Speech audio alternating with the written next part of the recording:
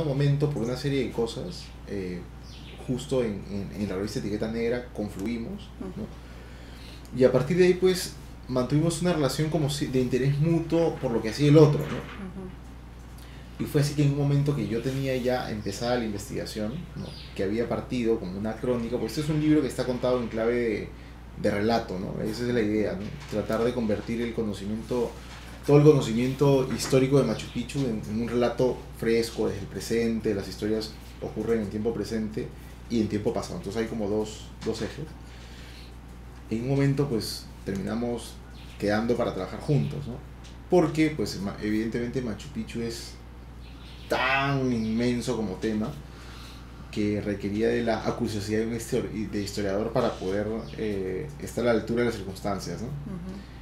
A veces el periodismo es insuficiente para hacer trabajo de investigación en archivos históricos, ¿no? ¿Cuál es el último secreto? Porque de verdad que Machu Picchu es el tópico más conocido de Perú, o sea, sí. De hecho es el tópico más famoso, no, ni la gastronomía, ni nuestra historia prehispánica, que es tan grande, o colonial, también en importancia, es tan conocido como Machu Picchu. Y yo creo que el último secreto es que hemos vivido creyendo una historia de Machu Picchu que es absolutamente inexacta en cuanto a su descubrimiento, por ejemplo, ¿no?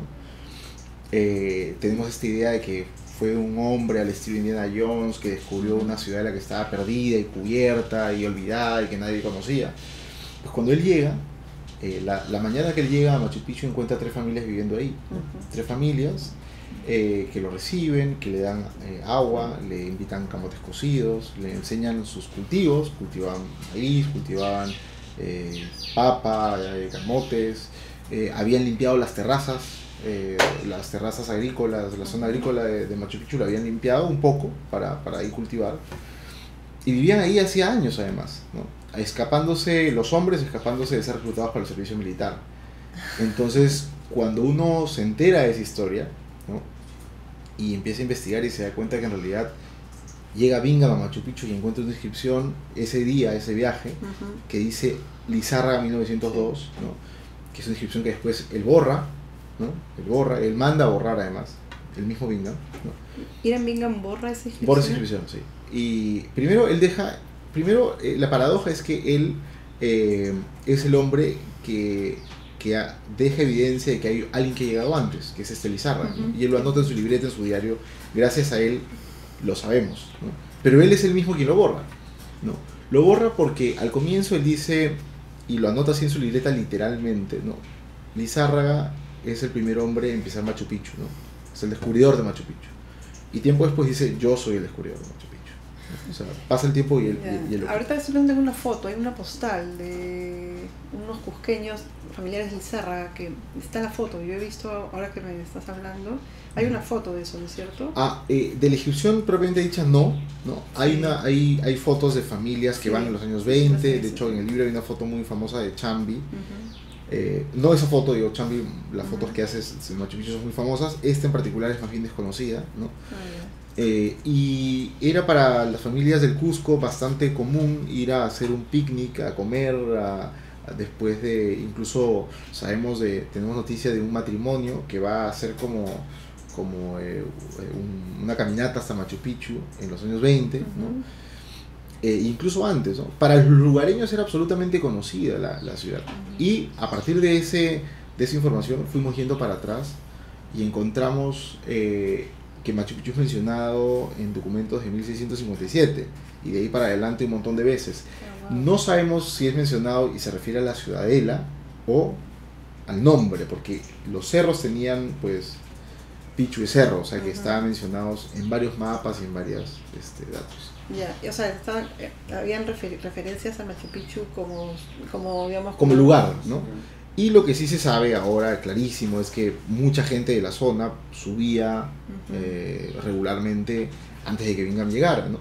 El gran mérito de Bingham, y eso tampoco no es que lo neguemos, es que él tiene la capacidad de ver lo que los locales no están viendo, ¿no? Él vende Machu Picchu. Exactamente. ¿No? Pero además hay una historia literal, o sea, una historia increíble de cómo él vende la historia. Él va a National Geographic y los convence de que esto puede ser un tema interesante, y en National Geographic el inventor del teléfono, Graham Bell, ¿no? que era miembro de los directivos, ¿no? Era parte del staff directivo, que es un visionario, le dice, oye, está buena la historia, ¿por qué no la hacemos para el número de los 25 años, que es en 2 años, ¿no? Trabajemos para... Entonces a él le parece que es periodísticamente interesante contar la historia de un gran descubrimiento por un norteamericano, por un estadounidense, ¿no? En una época en que Estados Unidos está construyendo su historia además de imperio, ¿no? Entonces ellos son los que generan y los que... ¿Pero historia de imperio de Estados Unidos? No. Es que justamente, digamos, como no tenían ellos una historia imperial, están construyendo esta idea de que son una gran nación, ¿no? Y entonces una de esas historias es la de descubrir la ciudad perdida, ¿no? Digamos, siempre, ahora a raíz de los 100 años he escuchado que es como el fabulador que supo vender Machu Picchu. ¿Cómo definirías tú? Yo creo que es mucho más que eso, evidentemente. Bingham tiene un mérito enorme, porque sin su visión, sus recursos, su dinero y su curiosidad habría sido imposible que nos demos cuenta de lo que teníamos, ¿no? Pero yo creo que la historia al final siempre es contada por el que la vive y digamos, y la narra, y en ese sentido yo creo que los peruanos hemos tenido una visión de Machu Picchu, de su descubrimiento, que ha salido de la cabeza de Bingham, ¿no? Entonces esta es una historia que trata de contar el detrás de cámaras de cómo fue esa llegada, por un lado, porque hay otras historias. Justamente una de esas historias es la de la familia Lizárraga, ¿no? Que fue borrada literalmente de la historia oficial. Y como no teníamos cómo ubicar esta familia, ya habíamos tratado de buscar toda la información posible hasta que llegamos a un punto muerto y ya no había cómo conectar ese 1902 con el presente. Pusimos un aviso en el periódico del Cusco, ¿no? Pidiendo que si alguien conocía gente de esta familia, por favor nos llamara, nos escribiera, y apareció una familia. Una señora que se llamaba Sonia Lizárraga, que gracias a ella llegamos a conocer al mayor de la familia, a un anciano, que curiosamente vive en la espalda del Huayna Picchu. Ahí vive todavía, que es el lugar donde vivía la familia, ¿no? O sea, en esa zona. Y él nos contó de primera mano la historia que él había escuchado de su tío mítico y legendario Lizárraga, ¿no? Entonces esa es otra historia que se cuenta en el libro. Es toda esta aventura de descubrir cómo fue la llegada de este hombre a Machu Picchu antes que nadie, ¿no? Y por otro lado está la familia que reclama la propiedad, que eso también es absolutamente increíble, impensable, ¿no? Pero hay una familia que reclama la propiedad y que algo de razón legal tiene, algo de razón, aunque parezca un disparate.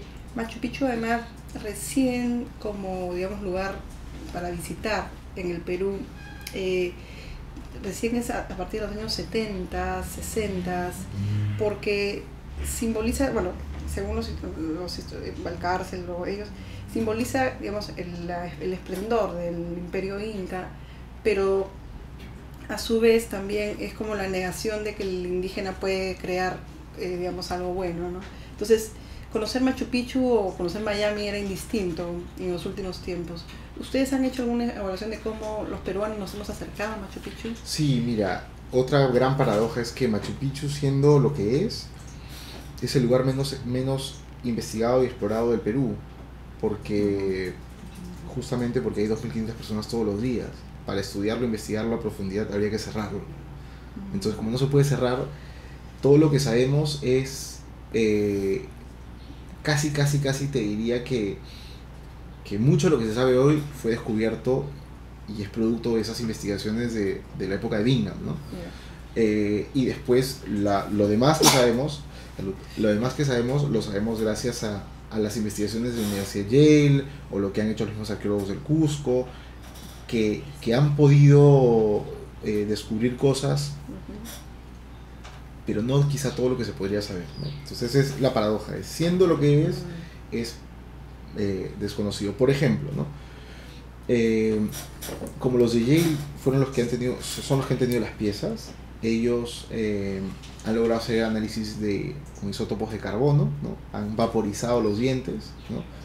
Y bajo esta técnica, que es la vaporización de dientes, han logrado saber, por ejemplo, qué comían los pobladores de Machu Picchu, ¿no? Que tenían sobre todo una dieta líquida, que tomaban mucha chicha, los platos eran bastante pequeños, comían poco sólido, ¿no? Había 7 perros que vivían ahí, se han encontrado 7 momias de perros, ¿no? Que era gente que no era de la zona, que era de diferentes partes del Perú que confluían ahí, al parecer porque eran los mejores orfebres, los mejores ceramistas que se reunían ahí para preparar estas ofrendas que el Inca regalaba a sus curacas, ¿no? Entonces, pues sí también hay mucha información que está en inglés en la Academia Estadounidense o en castellano en el círculo muy cerrado de arqueólogos peruanos, ¿no? También, o sea, que hemos tratado de que toda esa información traducirla y divulgarla para que sea era un lugar de descanso para el... Era un lugar de descanso, sí, pero además, que esa es la otra gran pregunta, ¿no? ¿Por qué escogen ese lugar tan complejo, tan problemático, tan lejano, tan distante? Y la razón es sobrecogedora, ¿no? Encuentran ese lugar que está además es el centro de 4 montañas tutelares, ¿no? O sea, está justamente en el centro de 4 apus bien grandes y bien importantes. Además de eso, algo que se sabe muy poco es que hay una fuente de agua natural, que es la razón fundamental porque le escogen que sea en ese lugar, ¿no? Y porque hay una cantera de piedra natural también. Entonces, piedra, agua, rodeados de un río, que para ellos el río es también principal, ¿no? Entonces, por todo esto deciden hacerlo en ese lugar, ¿no? Y lo que se ve de Machu Picchu solamente es el 30% de lo que construyeron, ¿no? El otro 70 o 60 no, está debajo. Ese sistema de drenaje que construyeron es como el sótano de Machu Picchu, que eso está pues debajo de la plaza central, y ahí ese lugar es como un filtro enorme de agua, ¿no? Que resiste 2 metros de agua al año durante 500 años, ¿no? O sea, son 1000 metros de agua que le cayó encima a Machu Picchu y no se ha movido, no se ha caído, no se ha ido por ninguna parte. Aquí un pequeño temblor y ya sabemos lo que pasa. Entonces todo ese trabajo fue un trabajo de 60% de esfuerzo debajo de la tierra, 40% de esfuerzo encima de la tierra, ¿no? Y eso tampoco es algo que se sepa demasiado, ¿no? Wow, eso sí está increíble, Machu Picchu. Y además siempre tenemos la visión del otro sobre Machu Picchu, ¿no? Que es, digamos, ellos son los que nos han también devuelto la importancia de este lugar en primer lugar, si no, no habrían 2.500 personas visitándolo a diario. ¿Qué cuidados crees que les faltarían en términos desde las autoridades o promocionar entre nuestros jóvenes estudiantes sobre Machu Picchu y su cuidado, ¿no? Hay un gran debate. Parte, digamos, el interés de fondo del libro es que el peruano común, que el estudiante común también pueda acceder al conocimiento sobre Machu Picchu, que no accede cuando va de viaje de promoción, porque la historia que te cuentan es una historia bastante de ficción, ¿no? Entonces, realmente poder divulgar todo el conocimiento que hay a través de historias absolutamente pues frescas, que se lean como relatos, ¿no? Sin dejar de ser muy preciso en el histórico. Y por otro lado, que eso contribuya a que la conciencia vaya más allá de la postal, porque ahora la postal, la foto, ¿no? Ha aplastado al símbolo, ¿no? O sea, digamos, eso es lo que todos tenemos sabemos de Machu Picchu, es, por eso te digo, bastante básico. Hay un plan maestro de cuidado a Machu Picchu que siempre tiene problemas de ejecución, ¿no? Por su presupuesto. Por su presupuesto. El dinero que entra por las visitas a Machu Picchu no se reinvierte todo en él, sino más bien va una pequeña parte, en todo ese recurso, y eso es lo que se quejan los cusqueños. O sea, todo el dinero que la alcaldía de Machu Picchu, ¿no? El alcalde que es famosísimo por su poder y su manejo presupuestal. Sí, pero además va una pequeña parte, porque todo ese dinero va a una caja central, ¿no? Viene a Lima y de Lima se vuelve a redistribuir a todo el país, ¿no? Entonces también es curioso, ¿no? O sea, si Machu Picchu contara con todos esos recursos, pues ¿no? Los recursos que genera sería distinto también, ¿no? Es la gallina de los huevos de oro, pues, ¿no? Exactamente, por eso todo el mundo quiere ser dueño de Machu Picchu, de un pedacito, ¿no? Por eso que cuando, o sea, gana el premio de una de las 7 maravillas y a la semana siguiente agarran un tren a pedradas, o sea, cuando yo estaba ahí el día que se le da el premio, estaba justo en Machu Picchu, ¿no? Era una de las pocas personas que había logrado estar ahí ese día. Y todo el mundo decía, pues, qué maravilla, ahora van a venir muchos más turistas, esto va a ser increíble. Y a la semana siguiente exactamente se apedrean trenes de turistas y todo porque se estaban oponiendo a la evaluación de los profesores, esta evaluación que hubo en 2007, que los profesores no se dejaban evaluar porque a partir de su rendimiento pues les daban o no trabajo. Entonces también se convierte en un botín, ¿no? O sea, pasa de ser un tesoro a ser un botín en cualquier momento, ¿no? Cuando los cusqueños quieren quejarse de algo, ¿no? Más que los cusqueños, los pobladores de la zona, ¿no? No hay que generalizarlo, ¿verdad? Aguascalientes es una ciudad al costado de una mina de oro, digamos, como en el siglo XIX en Estados Unidos, me parece. Sí. ¿Cómo evitar esa...? Pero también, por otro lado, los pobladores de Aguascalientes se quejan de que para ellos es difícil ir a Machu Picchu, ¿no? Aunque ellos no pagan la entrada, eso es cierto, ¿no? Igual, pues, si ellos se quejan, ya te imaginarás, mucha gente de Cusco no conoce Machu Picchu, ¿no? O de Ollantaytambo, ahí nomás, ¿no? ¿Por qué? Porque es caro. Es la ciudad más cara del Perú, Aguascalientes. Más cara del Perú, ¿no? Aguascalientes, claro, ninguno nació en Aguascalientes, llegaron en busca de trabajo, de mejorar su situación económica, ¿no? Entonces allí... Sí, llegaron hace 3 generaciones también, o sea, hay gente que está ahí hace muchos años, ¿no? También, ¿no? Entonces sí, es justamente todo lo que despierta el símbolo, ¿no? Y ya pues nosotros hemos recibido también una serie de críticas porque nos han dicho que cómo va a ser posible que contemos la historia de una familia que reclama la propiedad, si es de todos los peruanos, que eso no tiene ningún sentido, que le estamos dando tribuna a esta familia que está loca, ¿no? Sin embargo, hay un asidero real, ¿no? Y es que cuando Bingham llega, ese terreno era de una familia, era una hacienda, ¿no? Y el Estado les expropia la hacienda, pero nunca les paga, ¿no? Entonces, o sea que si les darían el fondo serían ya... digamos, la compensación ya sería... Sí, exactamente. Si les dan la compensación se regularizaría la propiedad. Ahora, la compensación impaga de hace 50 años aquí es, pues, impagable, ¿no? Y sobre todo en Machu Picchu. ¿En cuánto lo evaluaría? O sea, lo evaluamos. Exactamente, ¿no? Exactamente. Sí. Entonces, bueno, la familia está pidiendo como, bueno, varios miles de millones de dólares, por un lado, pero también internamente en la familia hay como 2 facciones. Entonces es una historia fascinante porque también es la historia de todos los peruanos, o sea, de que siempre nos pasa, de que, pues, por un lado en Cusco, un banco quiere hacer una ampliación de una oficina y encuentra una tumba y entonces tiene que parar, ¿no?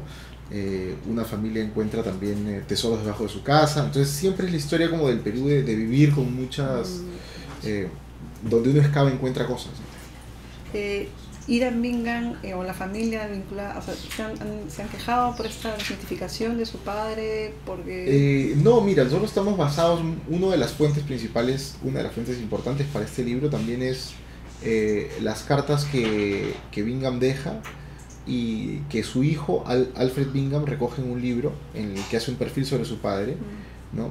Y justamente en el perfil que hace el hijo, ahí está consignado digamos, lo de Lizárraga, lo que lo borra, ¿no? O sea, el hijo es muy consciente de la historia que su padre ha contado. Otra cosa también que es increíble es que Bingham se da muy molesto al Perú porque lo acusan de robarse cosas, ¿no? Y lo denuncian, y entonces él incluso deja escrito un documento en el que recomienda a todo el que intente ir al Perú a excavar, le da una serie de recomendaciones en las que más o menos dice mejor no vayas, porque es un problema ese país. Entonces Bingham también, nosotros no tratamos de desmitificarlo, sino tratamos de ponerlo en contexto y explicarlo más bien, ¿no? Entonces también, pues yo creo que queda bien en el libro, o sea, el tipo queda como lo que es, que en realidad fue un gran visionario, ¿no? Ya cambiando de tema, ¿cuál sería tu tercer proyecto para escribir, digamos, en el tiempo que te da el trabajo como editor? Mira, yo tengo varios intereses que estoy todavía ahí como calibrando. Me gusta mucho el tema de la gastronomía como fenómeno, ¿no? O sea, estamos enloqueciendo por la gastronomía y eso es interesante como fenómeno de país, ¿no? O sea, estamos volviéndonos absolutamente locos, ¿no? Lo cual tiene un lado bueno, ¿no? Y un lado extraño, ¿no? Yo creo que el lado de la autocomplacencia es el lado que menos me gusta de todo el rollo gastronómico. Sí, y yo creo que ya de repente está haciendo tiempo de poder explicarlo como fenómeno y también ver realmente cuál es el impacto y hasta dónde está llegando el impacto y hacia dónde va, ¿no? Por ejemplo, Tailandia es un país que un día decidió ser un fenómeno gastronómico y hoy exporta $6.000 millones solamente en vajilla, ¿no? Y eso es pues lo que nosotros exportamos, no sé, de rocas. O sea, exacto, o sea, es algo, digamos, un número bastante grande, ¿no? Entonces, sí, es cierto que un país se puede transformar a través de su gastronomía, absolutamente, ¿no? A nivel económico, pero también creo que es un fenómeno que tiene todavía que tener una explicación y un discurso. Eso me interesa, ¿no? No, pero ha sido de ícono en ícono, ¿no? Vargas Llosa, Machu Picchu, irías a Gastón. No, yo Más a iría, gastronomía. sí, más al fenómeno, ¿no? Porque creo que tiene muchas aristas. Sí, claro, por supuesto, me interesa tratar de hacer libros que se lean, ¿no? Que tengan impacto en los lectores, ¿no? Pero sobre todo que sean, que expliquen cosas de nosotros mismos, ¿no? Eso me parece que es la función de los libros de no ficción, en mi caso, está siendo esa, ¿no? ¿Por qué los libros son tan caros en el Perú? ¿Sabes que son los más baratos de la región? Es increíble. O sea, en Colombia cuestan el doble los libros. Y en Argentina... No sí. digo hacer un libro en Perú. Te digo, Un libro en Perú. el precio de los libros, por ejemplo, en Perú, un libro pues se puede conseguir también entre 25 y 35 soles, ¿no? En Colombia eso es imposible, ¿no? Los libros valen $20 para arriba. ¿Pero estás comparando con Buenos Aires también? Buenos Aires te vas y te compras en Buenos Aires los quieres. precios están algunos más... Lo que pasa es que en el Perú los libros que son caros son los importados. Esos sí son más caros, ¿no? Porque tienen el 18%. Okay. No hay impuestos para los libros, pero sí el costo de importación porque son volúmenes pequeños, porque los libros caros justamente tienen pequeños públicos, ¿no? Entonces hace que pues todo se incremente, ¿no? Pero ahora pues este libro está a 20 soles, ¿no?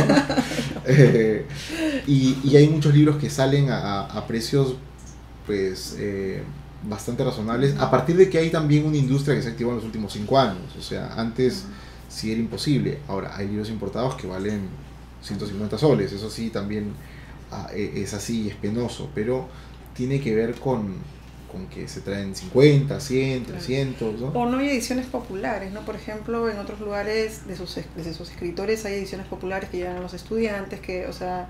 Se está avanzando, yo creo. Hay muchos esfuerzos, ¿no? de distintas editoriales que están tratando de poner los libros a un costo menor, ¿no? Ahora, sí te digo que también parte del problema es la piratería. O sea, que si tú eres editor formal y tratas de competir con la piratería y llegar al libro a 10 soles, o sea, primero no solamente pierdes plata, ¿no? Segundo, el pirata saca 8, ¿no? Y tercero, al final el público se encuentra el libro en el semáforo donde tú no puedes llegar porque es un mercado informal. Entonces hay muchas desventajas para el formal respecto al informal, ¿no? Desde primero que el formal tiene unos sobrecostos en relación al informal, y segundo que también el otro problema es que no hay canal, es decir, no hay suficientes puntos de venta como quisiéramos, ¿no? Por ejemplo, yo ahora que estoy viviendo en Bogotá, pues si aquí hay 80 supermercados, allá hay 400, ¿no? Entonces te das cuenta todo lo que hay por construir en el Perú y todo lo que hay por crecer, porque sí hay mucho más por desarrollar puntos de venta. Allá hay pues 50 librerías solamente de 2 cadenas, ¿no? Acá hay 20, entonces pues sí, y eso es una dificultad para a la hora de la hora. Tú pones un libro y si está en el semáforo y tú no estás en el semáforo, pues el que está apurado lo compra en el semáforo. Eso no lo justifica, pero es así, ¿no? Pues también hay un problema de canal, ¿no? De punto de venta. Y me imagino que también hay un problema de la llegada de los escritores jóvenes a las editoriales, que también debe ser pues un puente difícil de cruzar. Sí, eso pasa en todos los países, o sea, no solamente pasa en el Perú. Sí, no solamente pasa en el Perú, y esto es como digamos, los escritores nuevos terminan siempre encontrando espacios en otros países, en editoriales más pequeñas, que trabajan con mucho más dedicación a cada uno de ellos, porque tienen menos, ¿no? En una editorial grande el problema es que hay muchos autores, entonces Bien. pues el tiempo se reparte la atención se reparte entre varios, ¿no? Entonces eso sí es algo que también uno que está partiendo tiene que decir, oye, pues quizá mejor a uno que se dedique más A nuevos autores. sí, porque tiene menos autores. Entonces eso es así, yo creo. Perfecto, Sergio, y muchísimas gracias. Muchas gracias por la entrevista. Avísanos cuando vengas a Lima para estar en La Mula TV. Gracias. Entonces, ha sido todo.